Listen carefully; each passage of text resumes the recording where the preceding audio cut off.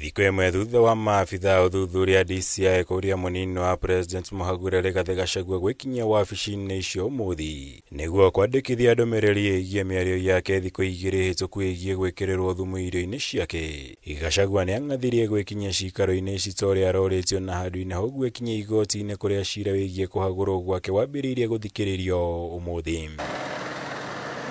Wabici-ini ici cia DCI barabara-ini ya KIAMBU ciatinda ciharĩirie kwamũkĩra Gachagua kana arũmĩrĩri ake na njĩra o yothe angĩkinyirie nayo, kuria ngari cia kũng'ethanĩra na mĩrũrũngano ũndũ ũmwe na maabitha kũng'ethanĩra na kĩrĩndĩ a GSU matindire mambĩte hama cikaro-ini ici. DCI harĩ marũa make kũrĩ Gachagua mũthenya wa ira aramũrĩtie gwikinyia nĩguo gũtheria imwe ya mĩario yake mũthenya wa Kiumia, kũrĩa ahithũririe gũkorwo ahonokete ciarera na njĩra ya gwĩkĩrĩrwo ndawa irio-ini. When my security was withdrawn here, officers from the National Intelligence Service have been hovering in every room, in every compound here, to an extent that I had to call my wife and my children to come and stay in my room, just in case they get entry to my room or compromise the people who are treating me.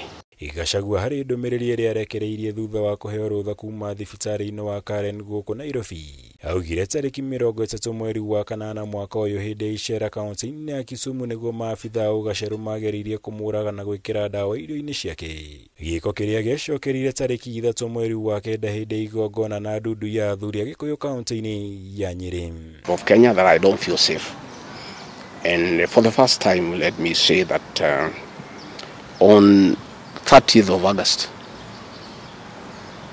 in Kisumu, undercover security agents entered my room in Kisumu and bagged it, and one of them tried to poison my food.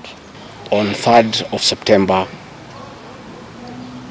in Nyeri, another team from the National Intelligence Service came to Nyeri and tried to poison food that was meant for me and Kikuyu Council of Elders. Nekumana na uhithuri uyu wa Gachagua thĩtwo gwikinyia wabici-ini cia DCI nĩguo gũtheria rĩera rĩgiĩ kĩrĩa gĩathire na mbere, makiuga ndũmĩrĩri teno kuma kũrĩ mũtongoria wa gĩkĩro kĩa mũnini wa President nĩ ũritũ mũnene, na nĩkĩo tũrakũria wĩkinyie ũmũthĩ tarĩki 22 mweri wa 10 wabici-ini cia DCI barabara-inĩ ya KIAMBU nĩguo wandĩkithie ndũmĩrĩri ya gũtũhotithia kwambĩka ũthuthuria wĩgiĩ mĩario ĩyo.